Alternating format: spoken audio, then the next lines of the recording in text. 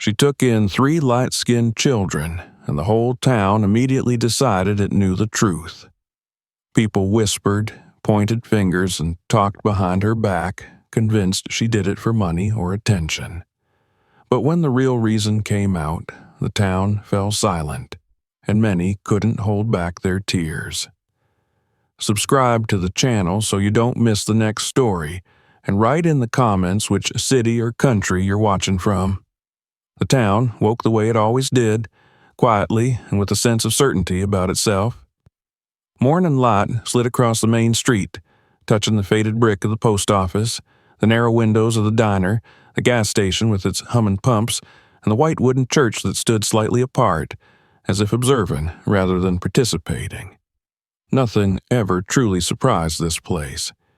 People believed they knew one another, believed that years of shared sidewalks and borrowed sugar had given them the right to conclusions. Doors opened at the same hour every morning. Coffee was poured into the same chipped mugs. Cars pulled into the same parking spots. Conversations began mid-thought, as though they had never ended the night before. In a town like this, routine was not just comfort. It was proof that the world was still under control. That was why they noticed her immediately. She appeared at the far end of the street, where the pavement narrowed and the houses grew older, walking slowly, as if each step required careful permission from her own body.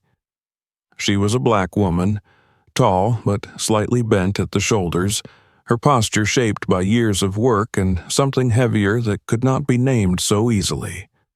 Her coat was plain, practical, worn soft at the elbows. Her face held no trace of hurry, only a quiet determination that made people uneasy without knowing why. Beside her walked 3 children. They were light-skinned, unmistakably so, and the contrast struck the town before anything else did. It struck like a sound too loud for such an early hour. The oldest was a boy, perhaps 9 or 10, thin and rigid, his eyes moving constantly as if measuring distances, exits, risks. He walked half a step ahead of the others, his jaw set in a way no child should be. On the other side was a girl, 6 or 7, her hair pale and fine, tangled despite its careful braiding.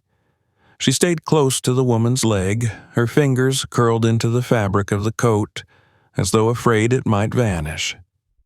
The smallest was a boy barely out of toddlerhood, heavy with sleep, his head drooping, his hand clenched tightly in the woman's palm. They did not speak. That silence was the second thing the town noticed. The first pause happened at the diner. A spoon hovered above a bowl of oatmeal and never quite made it back down. The second pause followed at the gas station, where the cashier stopped counting change and simply stared. On the sidewalk, a woman tugged her own child a little closer without realizing she had done it. A man leaned back against a lamppost, squinting as if distance might explain what he was seeing. No one said anything out loud at first. This town did not rush its judgments. It savored them. Naomi Carter kept walking. She knew this street. She had known it long before it learned to look at her this way. She remembered it narrower, remembered the crack in the sidewalk near the church steps, remembered the maple tree that used to drop its leaves across the school fence every fall. Her feet turned instinctively at the corner, toward the older part of the town, and someone watching from a porch felt a small jolt of recognition. Wasn't she? The thought did not finish itself, but it lingered. Naomi felt the weight of the children through her hands, through the way they leaned into her without asking permission. She adjusted her grip on the smallest boy, lifting him just enough so his feet would not drag. His head rested against her shoulder now, warm and trusting in a way that hurt her chest if she thought about it too long. She did not look at the faces turned toward her. She did not meet the eyes that tried to catch hers. She had learned long ago that explanations offered too early were rarely believed. They reached the edge of town, where the houses leaned closer together and paint peeled quietly from their siding. Naomi stopped in front of a small home set back from the road, its porch low, its steps worn smooth by decades of use. The yard was tidy, though nothing about it was new. A few late flowers clung stubbornly to the soil. The windows were clean. The children hesitated. The oldest boy stopped just short of the steps. The girl tightened her grip. The smallest stirred, blinking awake, his free hand reaching blindly until it found Naomi's collar. She turned to them then, finally, her face softening in a way no one on the street could see. Her eyes were tired, yes, but steady. She crouched slightly so she could look at them properly, at their level, at the fear they tried so hard not to show. "You're home," she said quietly. "This is home." The words settled into the air, fragile as glass. The oldest boy searched her face, as if testing the strength of that promise. The girl swallowed, nodding once without understanding why.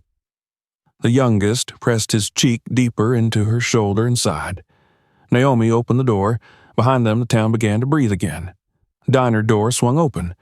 A car pulled away from the curb. Someone laughed too loudly, as though to erase the moment that had just passed. But the image remained, already changing shape as it traveled from mind to mind. A black woman, 3 white children, a house at the edge of town. By the time the door closed behind Naomi and the children, the story had already begun to write itself, and the town, confident as ever, believed it knew exactly how it would end. The town did not rush Naomi Carter's story, but it did not delay it either. By afternoon, it had found its rhythm, slipping into conversations as naturally as weather and prices and the small irritations of daily life. The image from the morning settled into people's minds and began to grow edges, details that had not been there before but felt true simply because they were repeated. At the grocery store, where aisles were narrow and voices carried, the woman at the register leaned closer to the next customer and lowered her voice in a way that made it louder. She had 3 of them, she said, shaking her head slowly, as if the motion itself explained everything. All white. "Did you see that?" The customer followed the shake of her head, lips pressed tight in a thoughtful line, already nodding before the sentence ended. Outside the school, parents gathered in loose clusters, pretending to scroll through their phones while watching one another. Someone mentioned the woman by name, though few were certain how they knew it. Naomi Carter. It sounded familiar enough to be correct. Someone else added that she must be fostering. Another said she had heard the state paid good money for that. A third, lowering her voice as though sharing concern rather than suspicion, wondered aloud if the children were safe.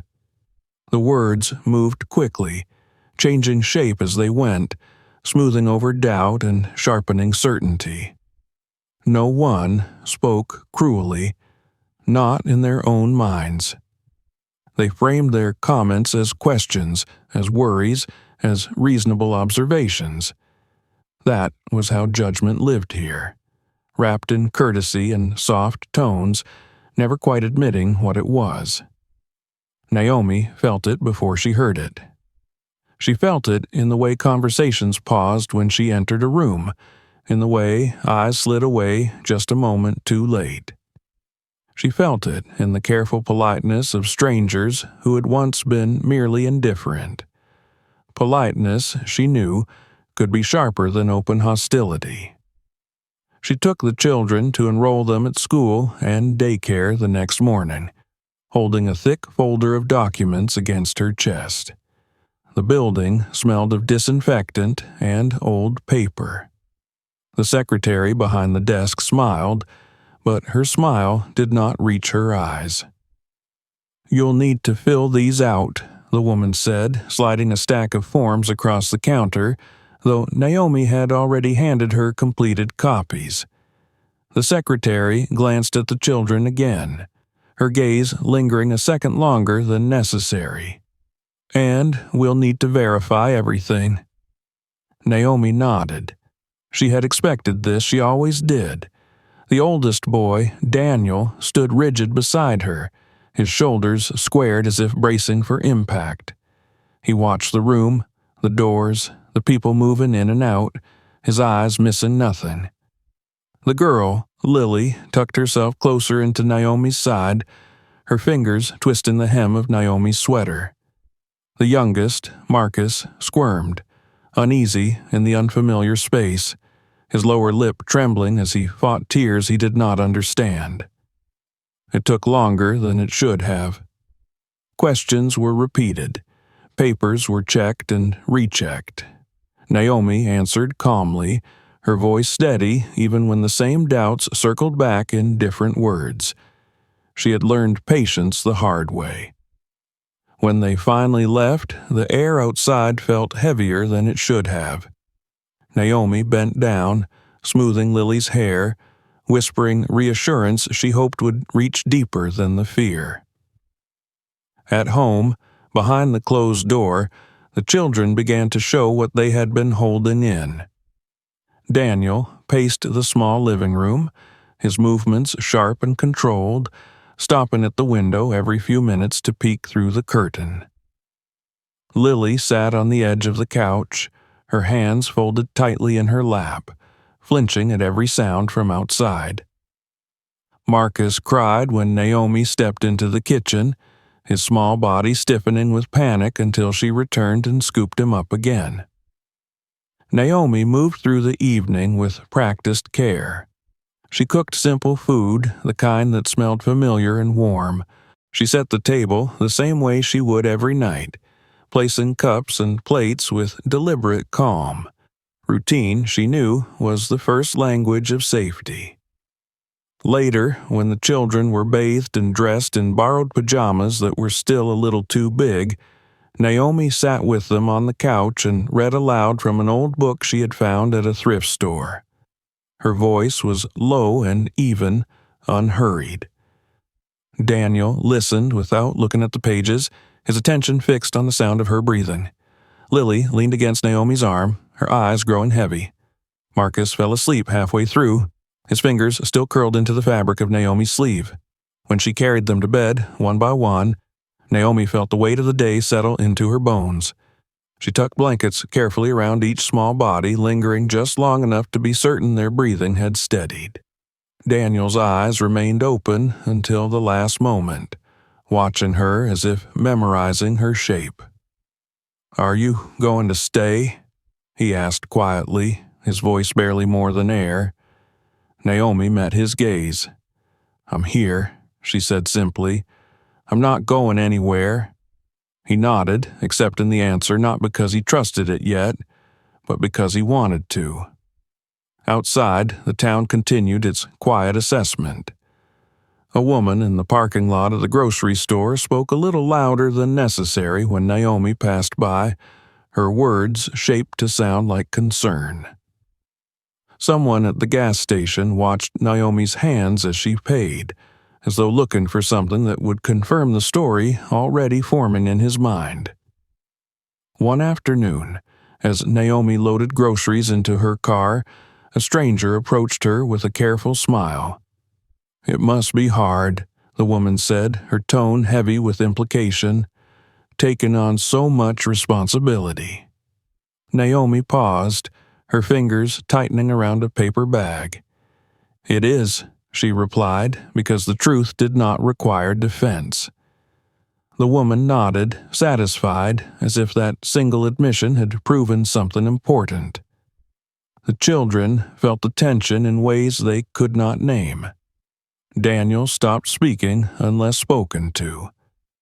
Lily began wetting the bed at night, her small body betraying her fear despite her efforts to be brave. Marcus clung to Naomi constantly, crying whenever she left the room, his trust fragile and absolute all at once. One evening, after the children were asleep, Naomi stood alone in the kitchen, the house quiet around her. She pressed her palms against the counter, breathing deeply, letting the exhaustion roll through her without knocking her down. She had expected the town's reaction. She had prepared for it. Still, there were moments when the weight of being watched, measured, and found lacking threatened to crack her resolve. She straightened, turning off the light, and moved toward the hallway.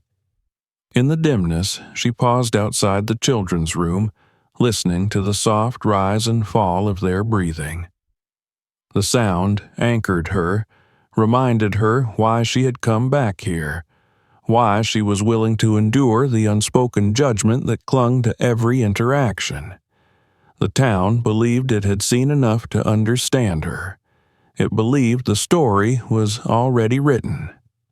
But behind Naomi's quiet endurance, behind the closed doors and careful routines, there was a depth of history and sacrifice no one had yet imagined. And as the days passed, the silence between what was assumed and what was real began to stretch, thin and dangerous, waiting for the moment it would finally break. Inside the house, the town's voices could not enter directly, but their echo lingered in the walls, in the careful way Naomi closed the curtains each evening and checked the lock twice before going to bed. The house was small, older than most of the others on the street, with floors that creaked softly and a furnace that sighed before it warmed the rooms. It was not a house designed for children, not originally, but Naomi reshaped it quietly, patiently, with the precision of someone who understood how fragile safety could be. She began with the simplest things. Clean sheets, washed twice until the smell of detergent replaced the faint trace of whoever had slept in them before. A night light in the hallway, not too bright, not too dark, because complete darkness frightened Marcus and too much light made Daniel restless. Shoes lined neatly by the door, always in the same order, so Lily would not panic if she could not find hers. The house slowly learned their rhythms, the way a living thing might. Mornings started early. Naomi woke before the sun, moving through the kitchen with practiced silence. She packed lunches carefully, cutting sandwiches into neat halves, slipping fruit and small treats into the bags.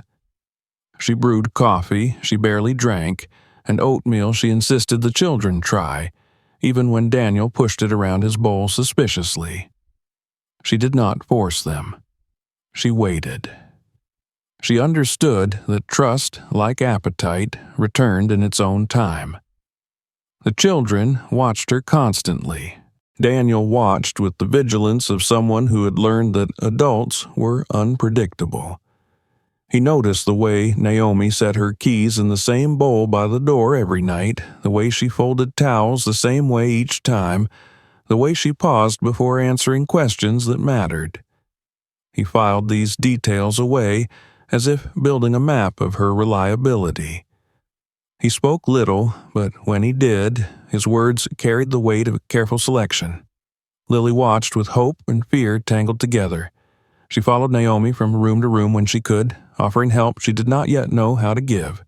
She asked questions that circled the same point without landing on it. What time was dinner? What day it was? Whether Naomi would be home when she got back from school. Naomi answered each one patiently, even when the repetition carved lines of fatigue into her face. Marcus watched with his whole body. He cried when Naomi stepped out of sight, his small hands clutching at her clothes as if she might dissolve if he let go. He startled at loud sounds, at the slam of a car door, at voices raised even in laughter. At night, he woke screaming, his cries sharp and desperate, until Naomi scooped him up and held him against her chest, rocking him slowly until his breathing matched hers. The house absorbed these moments. It held whispered reassurances and muffled sobs and long silences that spoke louder than words. Naomi worked within those silences, not trying to fill them too quickly. She set rules, but gently. Shoes off at the door, hands washed before meals, bedtime at the same hour every night. She explained each rule not as a command, but as a promise. This is how things are done here. This is how we stay safe. This is how tomorrow becomes predictable. The first real fracture appeared one evening when Daniel hid food under his mattress. Naomi found it by accident while changing the sheets. Crackers wrapped carefully in a napkin, a bruised apple, half a sandwich, the bread already stale. Her hands stilled as she looked at the small hoard, her chest tightening with a pain that was both familiar and unbearable. She did not confront him immediately. She replaced the items exactly as she had found them and finished making the bed. At dinner, she watched Daniel closely, noticed the way his eyes flicked to the kitchen cabinets, the way his shoulders tensed when Marcus dropped a spoon too loudly. Later that night, she sat on the edge of his bed. "You don't have to hide food here," she said softly. Daniel froze, his eyes snapping open. For a moment, his face hardened, every line of it braced for punishment. Then something cracked. His jaw trembled, his breath stuttered. "I was just in case," he whispered. Naomi nodded, her voice steady though her heart was breaking. "I know," she said, "but here, there's always more, even if you can't see it yet." He did not answer, but he did not pull away when she tucked the blanket around him. Lily's fear surfaced differently. She flinched when men spoke loudly, even on television. She froze when Naomi raised her voice even slightly, her eyes filling with tears she tried desperately to hold back. One afternoon, a delivery truck backfired in the street, and Lily dropped to the ground, covering her head with her arms. Naomi knelt beside her, ignoring the curious looks from the neighbors' windows, and held her until the shaking stopped. Marcus's trauma lived in his sleep. He woke screaming most nights, his small body rigid with terror, his cries tearing through the quiet house. Naomi learned to sleep lightly, one ear always tuned to his breathing. She learned the exact pressure of her hand on his back that calmed him, the rhythm of rocking that soothed him fastest. She whispered the same words each time, soft and low, until they seemed to weave themselves into his dreams. During the day, Naomi worked. She took shifts cleaning offices early in the morning and waited tables in the evening when she could find someone to watch the children. She stretched every dollar carefully, calculating groceries, utilities, school supplies. Exhaustion clung to her like a second skin, but she did not let it touch the children if she could help it. Sometimes, late at night, when the house was finally still, Naomi sat alone at the kitchen table. She spread papers in front of her, documents stamped with seals from different states, letters from offices that had taken months to respond. She read and reread them, as if by memorizing their words she could hold the future steady. She rarely cried. Tears felt dangerous, like they might open a door she did not have time to walk through. Instead, she breathed deeply and reminded herself that she had known this would be hard. That difficulty was not evidence of failure. Slow changes began to appear. Daniel started speaking in full sentences, his voice gaining a hint of its natural cadence. He asked cautious questions about school, about homework, about whether he could join the soccer team, even though he had never played before. Naomi said yes without hesitation. Lily laughed one evening at something Marcus did, a small sound at first surprised by its own existence. She began to draw pictures and leave them on the kitchen table for Naomi to find. Stick figures holding hands. A house with light in the windows. Marcus slept through the night for the first time after 3 weeks. Naomi woke in panic when she realized the house was quiet, then stood in the doorway watching his chest rise and fall, relief washing over her in a silent wave. Outside, the town continued to watch. People noticed the children walking to school with Naomi each morning, noticed their clothes were clean, their lunches packed. They noticed Daniel's careful politeness, Lily's shyness, Marcus's wide-eyed curiosity. Some began to feel the first uncomfortable stirrings of doubt, though few acknowledged it openly. One afternoon, Naomi met the gaze of a woman across the street, someone who had spoken about her in whispers only days before. The woman looked away quickly, then back again, uncertainty flickering across her face. That night, as Naomi tucked the children into bed, Daniel spoke again in the dark. "Are we staying?" he asked. Naomi sat beside him, the edge of the bed familiar beneath her hands. "Yes," she said, "we're staying." "And you won't send us back?" His voice wavered, despite his effort to keep it steady. Naomi met his eyes, her own reflecting years of unspoken pain and unyielding resolve. "I didn't come this far to lose you," she said quietly. "Not now, not ever." Daniel nodded slowly, absorbing the words, letting them settle where fear had lived. As Naomi turned off the light and closed the door, she leaned briefly against the wall, her eyes closed, her breath shaky. The house was still fragile, the peace easily broken, but something real was taking root inside its walls. Something the town could not see yet. Something it would not understand until the distance between assumption and truth became impossible to ignore. Behind the closed door, a family was forming, not through ease or acceptance, but through persistence, patience, and a love that refused to retreat. The town had expected something to happen. It always did when a story arrived so neatly wrapped in suspicion. People waited for raised voices, for police lights in the evening, for a scandal that would confirm what they already believed. They watched Naomi Carter's small house with the quiet patience of certainty, confident that order would soon reassert itself and the unfamiliar would be corrected. When nothing happened, the waiting itself became uncomfortable. Weeks passed. The children continued to walk to school with Naomi each morning. Daniel's shoulders, once rigid as boards, lowered just a fraction. Lily stopped clinging to Naomi's coat at the school gate, though she still glanced back before stepping inside. Marcus waved at passing cars with solemn seriousness, as if practicing how to be seen without fear. The town noticed these things without admitting it. The first official disruption came on a Tuesday afternoon, carried not by gossip but by a government sedan that parked in front of Naomi's house. It was beige, unremarkable, the kind of car designed to disappear. It did not.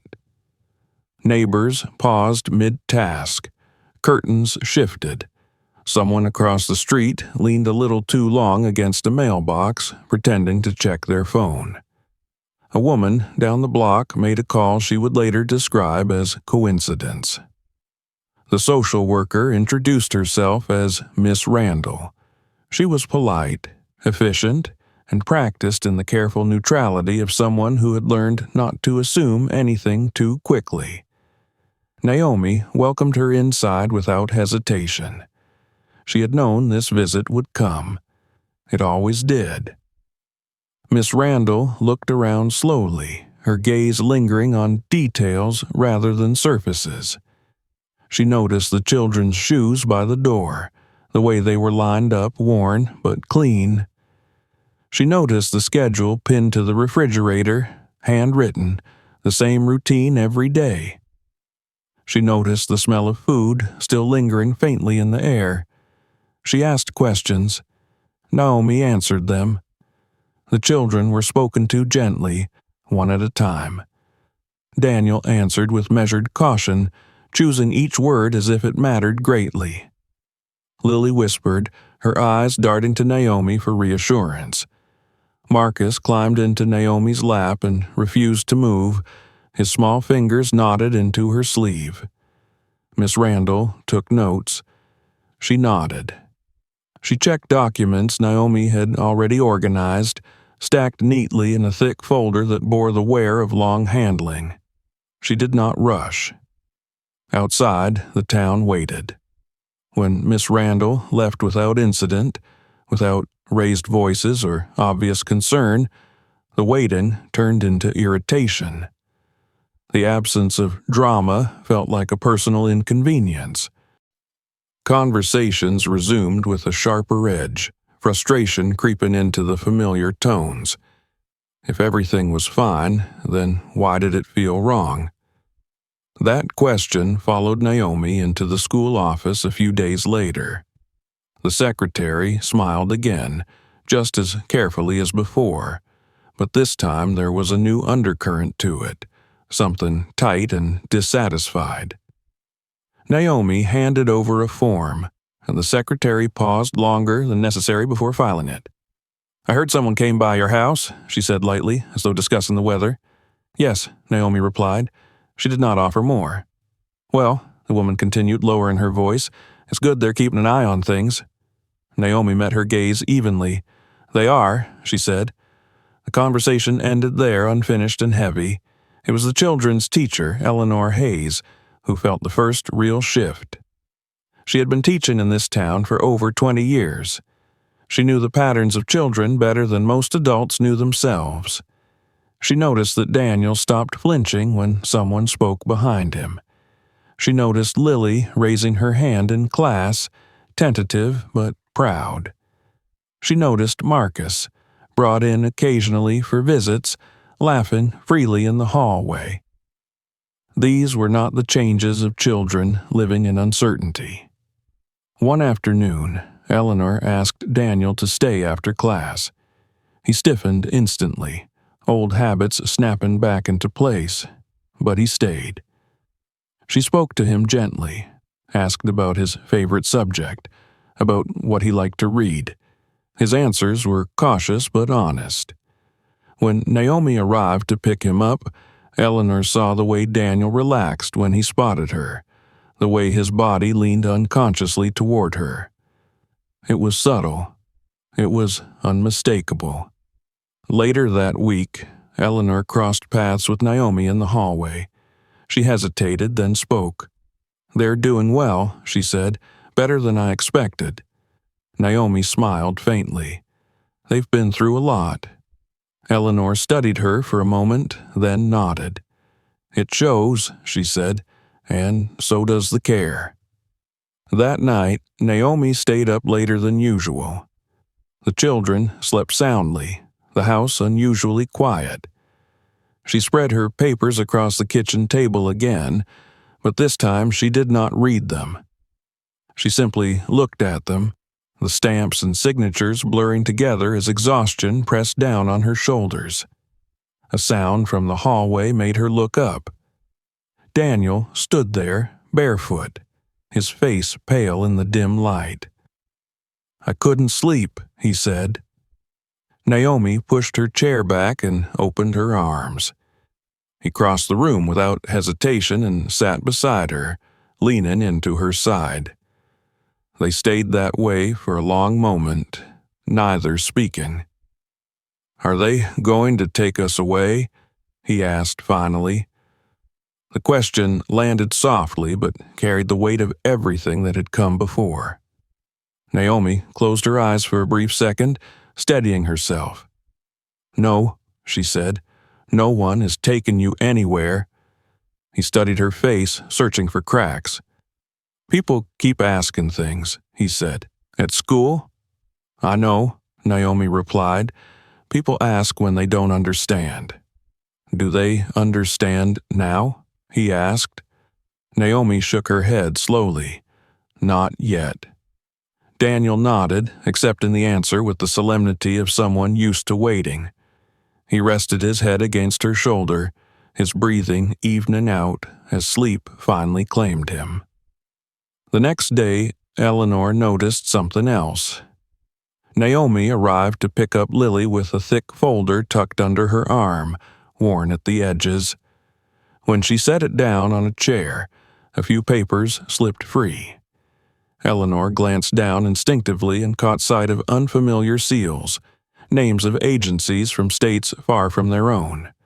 Texas, Ohio, Michigan. Her brow furrowed.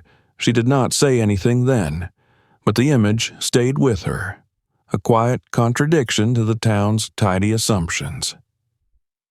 That night, Eleanor lay awake longer than usual, thinking about the way Naomi's life seemed to stretch far beyond the boundaries of their small town, beyond the simple narrative people preferred. The town continued to talk, but its confidence wavered. The stories grew less uniform, less certain. Some people began to lower their voices, others to change the subject altogether when Naomi passed. A few offered smiles that were not entirely forced.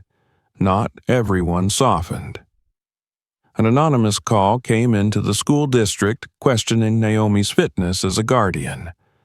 Another reached the local office of social services, thinly veiled as concern. Each time the response was the same. No action required. No cause found. The absence of confirmation began to erode the town's certainty. Suspicion thrived on reinforcement, and without it, the edges of the story dulled. Naomi felt the pressure shift, subtle but unmistakable. It did not disappear, it changed shape. People watched more quietly now, their judgment no less present but less bold. She sensed questions forming behind eyes that no longer met hers directly. At home, the children slept more peacefully. Laughter came more easily. The house felt warmer, fuller, as though it were finally accepting its purpose. Still, Naomi knew better than to believe the danger had passed. The truth she carried was not small. It did not fit neatly into the town's expectations, and she understood, with a clarity born of experience, that when it finally emerged, it would not arrive gently. It would split the story the town had written in two, leaving no one untouched by what lay beneath. For now, she waited, holding her family together behind closed doors, aware that the first crack had appeared and that the version of events the town clung to was already beginning to fracture. The questions that hovered around Naomi Carter did not begin in this town, though this was where they now took shape. They had followed her for years, changing their language but never their meaning, asking why she moved the way she did through the world, why she carried herself with such quiet vigilance, why her love seemed both fierce and restrained, as if held back by memory. Long before she returned to this place with 3 children at her side, Naomi had learned what it meant to be seen and misunderstood. She had grown up here, in this same town that now watched her from behind curtains and polite smiles. As a girl, she had walked these streets with quicker steps and lighter shoulders, believing that distance could protect her from the weight of other people's expectations. She was different even then, not because of anything she did, but because difference was something the town recognized instinctively. It cataloged it, discussed it, defined it before it had a chance to speak for itself. Naomi had learned early how to stay quiet, how to excel without drawing too much attention, how to keep her hopes folded neatly inside herself. She was good in school, helpful at home, careful in ways that were praised publicly but rarely rewarded privately. She learned that approval here came with conditions, and that belonging was something offered selectively. Her older sister, Rebecca, had never learned that lesson. Rebecca was everything Naomi was not.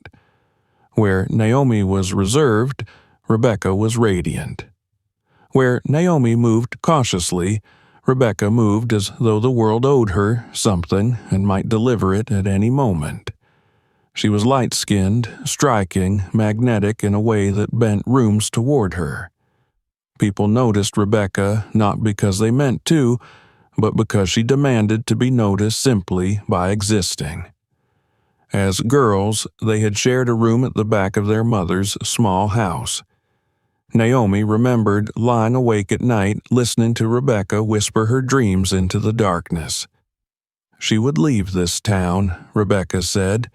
She would find something bigger, brighter, something that fit her better than this quiet place ever could. Naomi listened and believed her, even as she sensed the danger in dreams that burned too hot.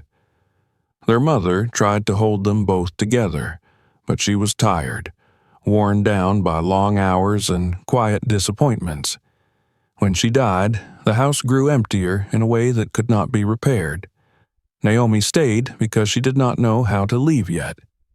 Rebecca left because she could not stay. Years passed.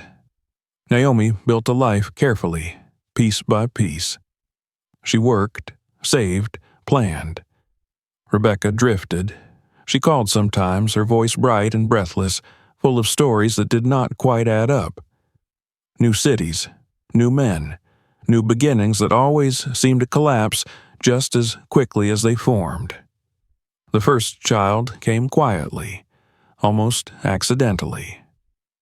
Rebecca arrived on Naomi's doorstep one afternoon with a baby in her arms, and exhaustion written into her face in a way Naomi had never seen before. She stayed for 3 weeks, sleeping late, crying in the bathroom when she thought Naomi could not hear her. Naomi helped without asking questions, rocking the baby, washing bottles, doing what she always did when someone she loved was falling apart. When Rebecca left, the baby left with her. The second child came 2 years later, born in another state, to another man. By then, Rebecca's voice on the phone had begun to change. It carried sharp edges, sudden drops into silence. Naomi recognized the signs even before she wanted to admit them. Addiction had found her sister, wrapped itself around her brightness, and begun to hollow it out. Naomi begged her to come back, to stay, to let her help. Rebecca refused. Pride tangled with fear, and both won. The third child came after Naomi had already stopped counting the number of times she had asked herself what she should have done differently. By then, the calls grew rarer. The stories became fragmented. Rebecca disappeared for months at a time, reappearing only to vanish again. Naomi sent money when she could. She kept addresses, scraps of information, anything that might lead her back if the silence grew too long. Then the silence became permanent.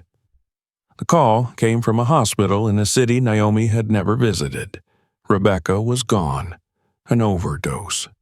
The words landed heavily, without drama, without the release of grief Naomi had expected.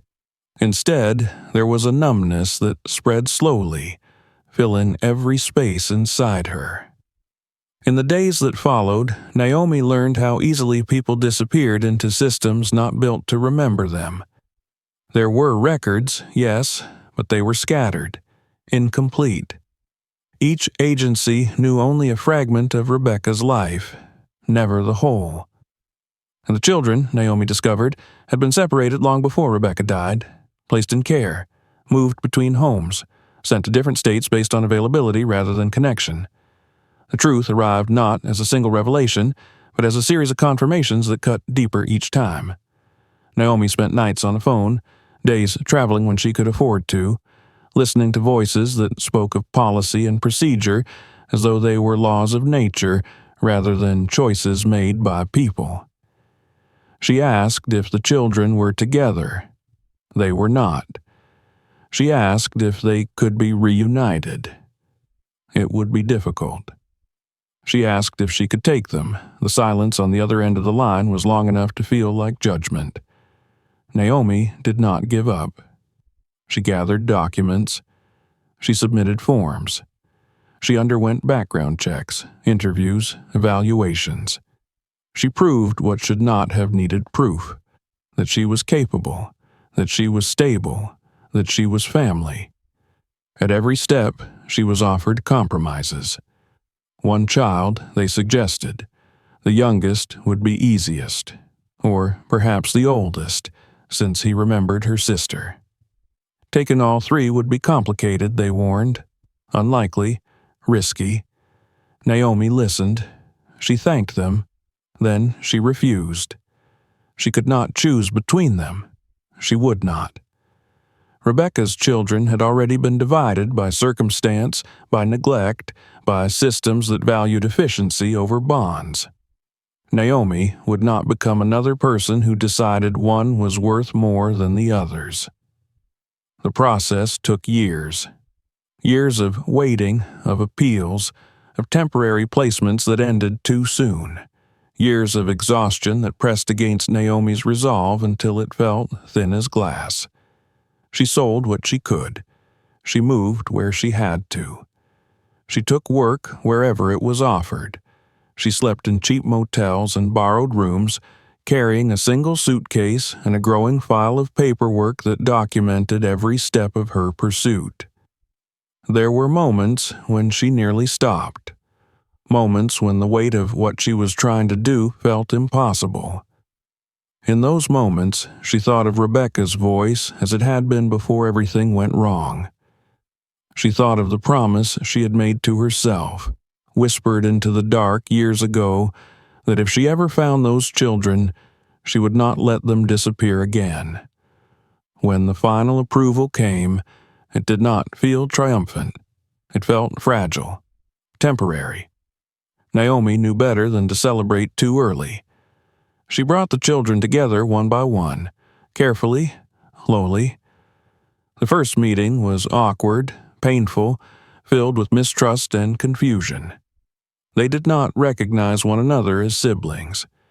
They barely recognized Naomi. But she stayed. She stayed through the anger, through the fear, through the long silences that followed questions no one yet knew how to ask. When she finally brought them back to the town she had once fled, it was not because she believed it would welcome them. It was because she needed roots. Because this was the only place she still owned a piece of. Because starting over somewhere entirely new felt like asking too much of children who had already lost so much. The town saw only the surface of her return. It did not see the years behind it. It did not see the roads she had traveled or the nights she had spent staring at ceilings in unfamiliar rooms, wondering how much more she could endure. As Naomi stood in her kitchen one night, the house quiet around her, she touched the edge of the old folder resting on the table. Inside it lived the past she had carried across states and systems, across grief and doubt. It was not a past she wanted to explain, but it was one she would not deny. The town was close now to the truth, though it did not yet know it. The cracks in its story were widening, and Naomi could feel the weight of what was coming. She had not returned to be forgiven. She had returned because her children needed a home. And this time, she was not running. The truth did not arrive in the town as a confession or a public announcement. It came the way truth often does, quietly, through paperwork and procedural language, through people whose jobs required accuracy rather than opinion. By the time it reached the streets and kitchens and whispered conversations of the town, it had already existed for years, heavy and undeniable, waiting only to be recognized. It began with a follow-up visit. Miss Randall returned on a gray morning, her presence less remarkable this time, though no less noticed. Naomi welcomed her inside with the same calm she had shown before. The children were at school, the house unusually still, as if holding its breath. Miss Randall set her folder on the kitchen table, thicker now, its edges worn, and asked Naomi if she had time to talk. Naomi nodded. She had always known this conversation would come. They spoke for a long time, about procedures, about timelines, about the extraordinary length of the case and the unusual circumstances surrounding it. Miss Randall did not ask questions meant to accuse. She asked questions meant to confirm what the documents already showed. Naomi answered them all, her voice steady, her hands folded loosely in her lap. At one point, Miss Randall paused, looking down at the papers spread before her. "Most people don't do this," she said quietly. "They stop." Naomi met her gaze. "I couldn't." It was not an explanation. It was a fact. When Miss Randall left, she did so with a different expression than she had worn before.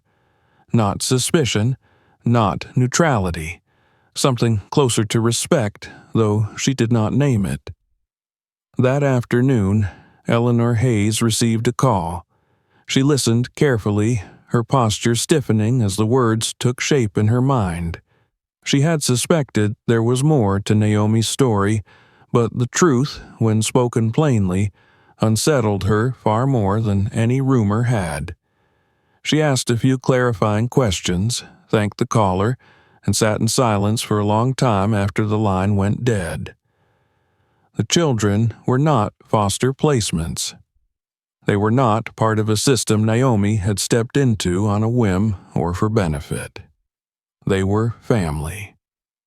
The realization rippled outward slowly as Eleanor shared the information with the principal, who shared it with the district office, who confirmed it through official channels. Each person who learned the truth felt the same initial resistance, the instinctive refusal to adjust a story that had already taken root. It did not fit what they had decided. It did not align with the assumptions they had found so comfortable.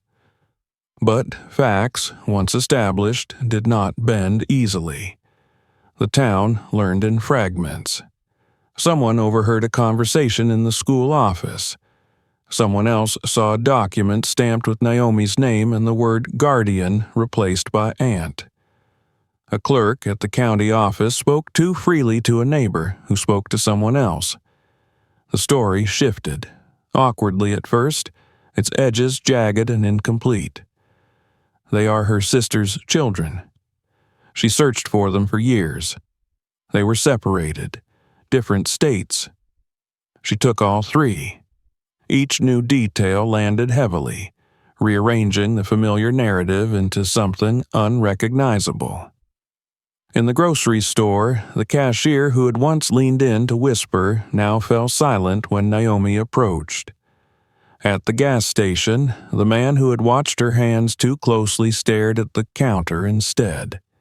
People struggled to reconcile the woman they had judged with the story emerging around her, a story that did not ask for approval and did not soften itself to be easier to accept. For Naomi, the change was palpable, though she did not acknowledge it openly. She felt it in the way conversations stopped, not with curiosity but with discomfort. She felt it in the looks that no longer measured her, but avoided her altogether. Shame, she realized, was louder than suspicion when it finally arrived.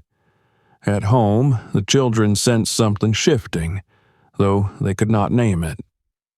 Daniel came home from school one afternoon unusually quiet, his brows drawn together in thought. He dropped his backpack by the door and followed Naomi into the kitchen, watching her as she moved. "They were talking," he said finally. Naomi turned, her heart tightening. "Who?" "Some kids. Their parents, too." He hesitated. "They said your family." The word hung between them. Naomi set the knife down slowly and met his gaze. "Yes," she said. "I am." Daniel studied her face, searching for something. You didn't tell us." Naomi nodded. "I know. Why?" She took a breath, steadying herself. "Because I didn't want that to be the reason you stayed," she said. "I wanted you to stay because you felt safe, because you wanted to, not because of a label." He absorbed this in silence, his young face reflecting a complexity far beyond his years. Finally, he nodded once. "Okay," he said, though the word carried far more weight than its simplicity suggested. Lily reacted differently. When she learned, she cried, her small body folding in on itself as confusion and relief tangled together. Naomi held her, rocking gently, letting the tears come. "Does that mean we belong together?" Lily asked, her voice muffled against Naomi's shoulder. Naomi pressed her cheek to Lily's hair. "Yes," she said softly. "It means you always did." Marcus, too young to understand the words, sensed the emotion in the house and clung to Naomi more tightly than usual, his presence grounding her in the present. As the truth spread, the town's response fractured. Some people withdrew, embarrassed by their earlier certainty.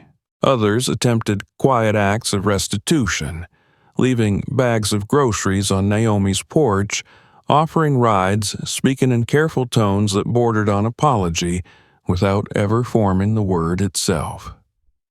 A few resisted entirely, clinging to resentment as if it were the only thing left to them. Changing their minds, they seemed to believe, would mean admitting they had been wrong. One evening, Naomi found a note tucked into her mailbox. The handwriting was unsteady, the message brief. "I didn't know. I'm sorry." No name, no explanation, just the words. Naomi held the paper for a long moment, then folded it carefully and placed it in the drawer where she kept important things. She did not feel triumphant. She did not feel vindicated. Mostly, she felt tired. The town, too, grew quiet in a new way. Not the easy quiet of routine, but the uneasy quiet of reckoning. People replayed their own words in their minds, hearing them now through a different lens. They remembered the looks they had given, the questions they had asked, the assumptions they had made without hesitation. Eleanor Hayes came to Naomi's house one evening just as the sun dipped low, painting the sky in soft gold. She stood on the porch for a moment before knocking, her expression uncharacteristically uncertain. "I wanted to say something," she said when Naomi opened the door. Naomi stepped aside, letting her in. "I should have asked sooner," Eleanor continued, her voice steady but subdued. "I should have trusted what I saw instead of what I heard." Naomi listened, her face calm. "You didn't know," she said. Eleanor shook her head. "That doesn't excuse everything." "No," Naomi agreed, "but it explains it." They sat in the living room, the house warm around them, the children's laughter drifting in from the back room. Eleanor looked at Naomi with something like awe. "I don't know how you did it," she said. Naomi's gaze drifted toward the doorway, where she could hear Daniel explaining a game to Lily, his voice animated in a way it had not been before. "I didn't have another choice," she replied. The truth, once fully revealed, did not bring immediate harmony. It brought discomfort, self-examination, and a silence thick with unspoken regret. The town did not erupt into tears or apologies. It did something harder. It stopped talking. And in that stillness, Naomi understood that the story was no longer hers to carry alone. The town would have to sit with what it had done, with what it had believed, and decide what kind of place it wanted to be now that the version it had written had been irrevocably undone. The hardest truth was not who the children were to Naomi. It was who the town had been to her, and who it would have to become next. The town did not erupt when the truth became unavoidable. There were no public meetings, no speeches delivered from church steps, no collective apologies spoken aloud. Instead, something quieter and far more unsettling took place. The town fell silent. It was not the comfortable silence of early mornings or snowfall. It was the silence that follows a realization too heavy to be dismissed, the kind that forces people to hear their own thoughts whether they want to or not. Conversations that once flowed easily now stumbled and stopped. Familiar jokes felt misplaced. Even routine greetings carried an awkward pause, as if everyone were waiting for someone else to speak first. Naomi noticed the change immediately. She noticed it in the grocery store, where the cashier who had once leaned forward to whisper now rang up her items without a word, her eyes fixed on the register screen. She noticed it at the gas station, where the man who used to watch her too closely now fumbled with the receipt and avoided her gaze entirely. She noticed it in the way people crossed the street sooner, not to avoid her, but to give her space they had never thought to offer before. Shame had entered the town quietly, and it did not know what to do with itself. At school, the change was just as palpable. Parents who had once clustered together now stood apart, their conversations subdued. Some children repeated fragments they had overheard at home, speaking in lowered voices, unsure of the meaning but aware of the weight. Teachers corrected them gently, firmly, shutting down speculation where it surfaced. Daniel felt the shift before he understood it. He came home one afternoon thoughtful, his movements slower, his eyes distant. He set his backpack down carefully and sat at the kitchen table, watching Naomi as she prepared dinner. "They don't say things anymore," he said finally. Naomi glanced at him. "What things?" "About you. About us." He hesitated. "They look at me weird now. Not bad, just different." Naomi nodded slowly. "People are thinking," she said. Daniel frowned. "About what?" She chose her words carefully. "About what they believed before," she said, "and what it means now." He considered this, his young face serious. "Is that good or bad?" Naomi smiled faintly. "It's necessary." Lily experienced the silence differently. She noticed the small kindnesses that followed in its wake. A classmate invited her to sit together at lunch. A mother complimented her drawing and meant it. A neighbor waved not out of obligation but recognition. Lily did not understand why these things were new, only that they made her feel lighter. Marcus, oblivious to the larger shift, sensed only that the world felt calmer, fewer tense voices, fewer sharp movements. He laughed more easily now, toddling through the house with unburdened curiosity, his joy uncomplicated by memory. For Naomi, the silence was both a relief and a test. She did not seek apologies. She did not expect them. What she felt instead was the strange weight of being seen clearly at last, of having the full truth of her life laid bare in a place that had once only glimpsed fragments. It was not comfortable. Visibility rarely was. The first direct acknowledgement came not in words, but in action. One morning, Naomi opened her door to find a box on the porch. Inside were children's clothes, folded neatly, with the tags still attached. There was no note. Later that week, someone left a bag of groceries. Another day, a pair of gently used books appeared, tucked against the doorframe. Naomi accepted these offerings quietly, without comment. She understood them for what they were. Attempts at repair, clumsy but sincere. Not everyone participated. There were still a few who resisted the truth, who clung to their earlier judgments as a form of self-protection. For them, admitting they had been wrong felt more dangerous than remaining cruel. They watched Naomi with narrowed eyes, muttering to one another in corners, framing their bitterness as skepticism. One of them made another call. The complaint was anonymous, as such things often were.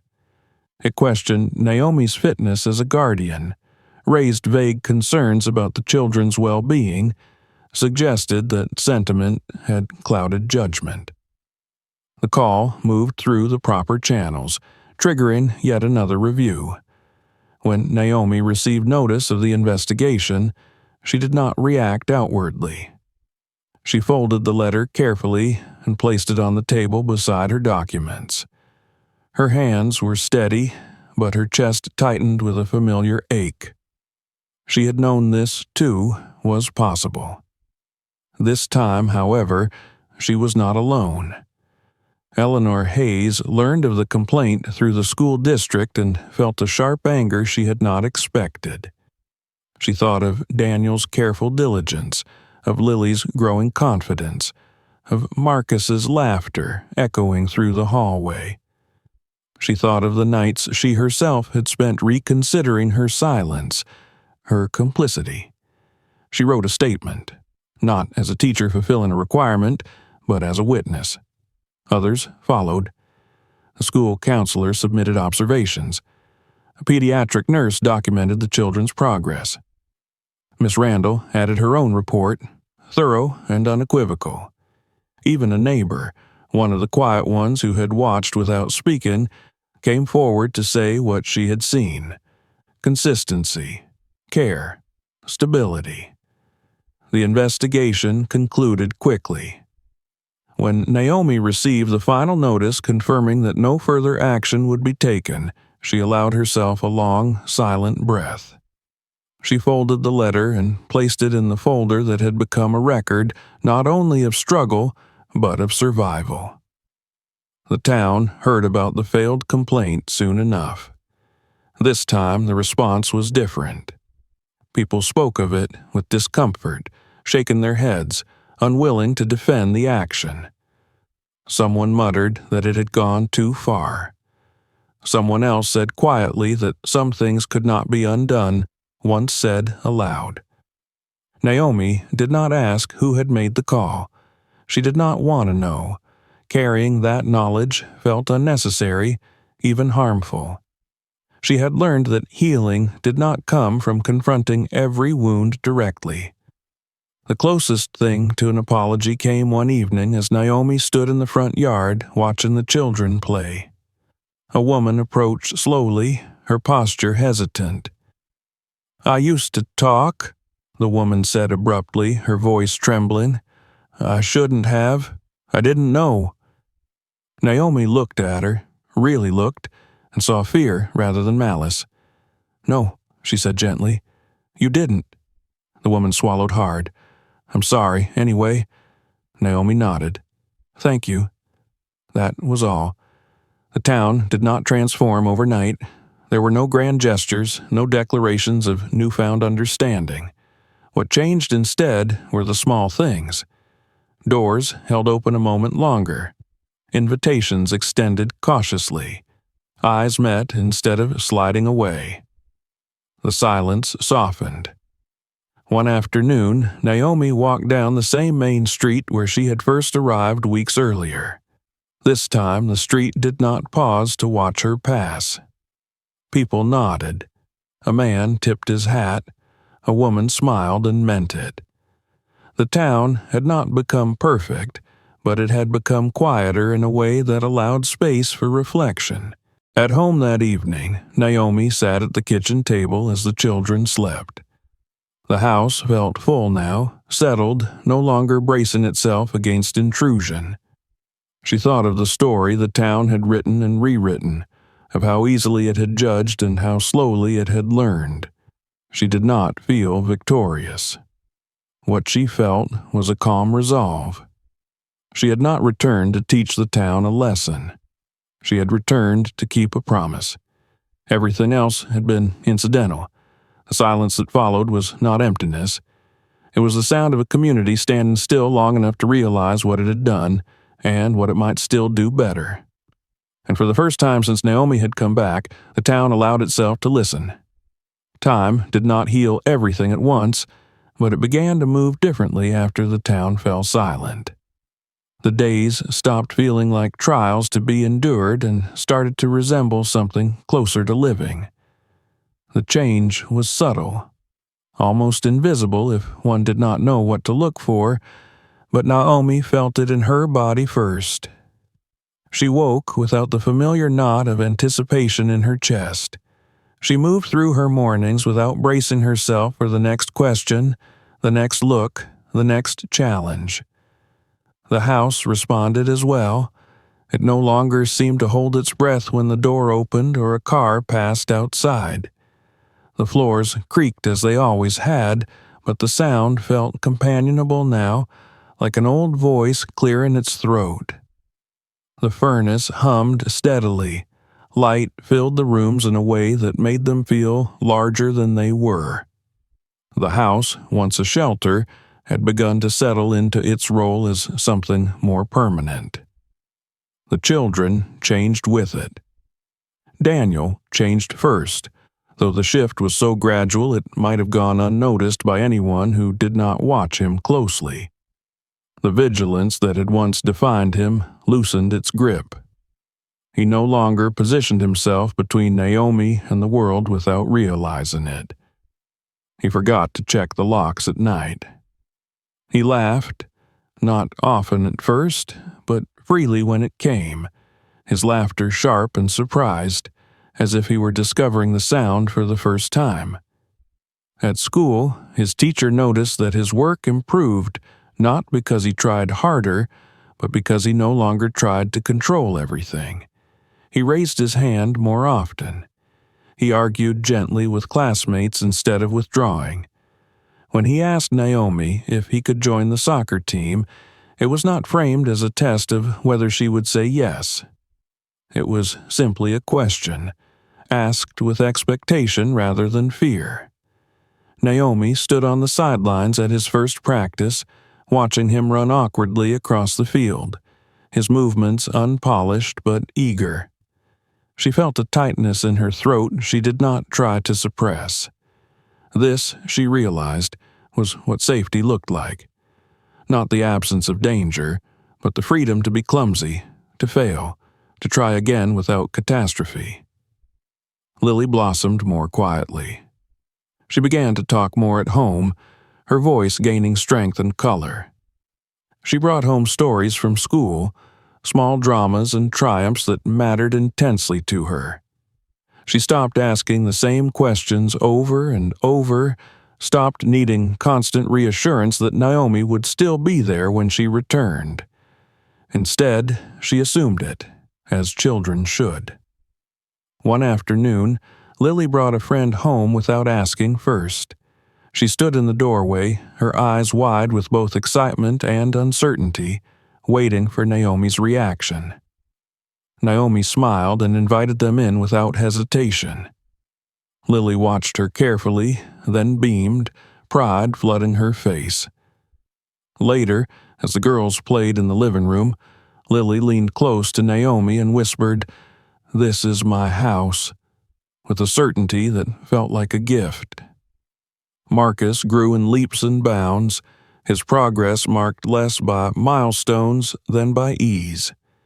He slept through the night consistently now, his dreams no longer haunted by sudden terror. He explored the world with fearless curiosity, toddling from room to room, confident that Naomi would be there when he turned around. His laughter filled the house, unrestrained and contagious. Naomi found herself laughing more often, too, startled sometimes by how natural it felt. The town adjusted slowly, unevenly, as towns do. Some people made a conscious effort to bridge the distance they had once enforced. Invitations came, tentative but sincere. A neighbor asked if Lily would like to join a birthday party. Another offered to carpool Daniel to practice. Naomi accepted when she could, declined when she needed to, learning to trust her instincts without apology. Not everyone changed. There were still glances that lingered too long, silences that carried old judgments. Naomi did not expect perfection. She had learned that expecting too much from people often led to disappointment. What mattered was that the children were no longer surrounded by hostility, that the sharp edges had been dulled enough to make room for growth. The final test came unexpectedly, as such things often do. A man appeared at the edge of Naomi's life one afternoon, carrying with him a name from the past and a claim he believed he had the right to make. He was the biological father of one of the children, a figure who had existed only as a line in a file until now. He had learned of the children's whereabouts through the same systems Naomi had once navigated with such difficulty. He did not arrive with anger or drama. He arrived with uncertainty and entitlement tangled together, convinced that biology alone granted him a place in a story he had never tried to tell before. The meeting took place in a neutral office, walls painted a careful beige, the air heavy with procedural calm. Naomi sat across from him, her posture straight, her hands folded neatly in her lap. She listened as he spoke of rights and regrets, of missed chances reframed as misunderstandings. She did not interrupt. When it was her turn to speak, she did not raise her voice. She did not appeal to sentiment. She spoke instead of facts, of years spent searching, of nights slept in unfamiliar places, of children who had learned to survive by expecting nothing. The officials listened. The man listened too, though his expression hardened as the weight of her words settled in. In the end, the decision was clear. Naomi's guardianship remained intact. The man was offered limited, supervised contact if the child wished it in the future. He left with his disappointment contained, his claim reduced to what it had always been, a possibility, not a certainty. When Naomi returned home that evening, the house greeted her with the soft chaos of ordinary life. Daniel was sprawled on the floor with his homework. Lily was coloring at the table. Marcus ran toward her with unsteady enthusiasm, arms outstretched. Naomi knelt to catch him, burying her face in his hair, breathing him in. The tension she had carried all day dissolved in that simple act. Later, after the children were asleep, Naomi sat alone in the living room, the lights dimmed, the quiet deep and gentle. She thought of the path that had brought her here, of the version of herself who had once believed running was the only option. She thought of Rebecca, of the promise she had made in the dark, of the cost of keeping it. The house felt full now, not crowded but complete. She walked down the hallway, pausing at each doorway. Daniel slept sprawled across his bed, his face relaxed in a way that still surprised her. Lily slept curled around a stuffed animal, her breathing slow and even. Marcus lay on his back, one hand flung above his head, utterly at peace. Naomi stood there for a long moment, her heart heavy with gratitude and grief intertwined. She knew the world would not always be kind. She knew challenges would come, new forms of doubt and difficulty waiting beyond the horizon. But she also knew something else now. She was no longer alone against it. She returned to the living room and sat down, the silence wrapping around her like a familiar blanket. Outside, the town lay quiet, lights glowing softly in windows, lives unfolding in their ordinary ways. It was not a perfect place. It never would be. But it was no longer hostile ground. It was home. As Naomi turned off the lamp and prepared for sleep, she whispered into the darkness, not to the town, not to the past, but to the present she had fought so hard to build. "I found you," she said softly, "and I'm not letting go." In the rooms beyond, 3 children slept, unaware of the full weight of those words, but held securely within them. And in that quiet house at the edge of town, a family, forged through endurance and choice, rested at last. Subscribe to the channel so you don't miss the next story. Watch more videos on the channel. Every story changes how you see the world. Share this video with someone who needs to hear it.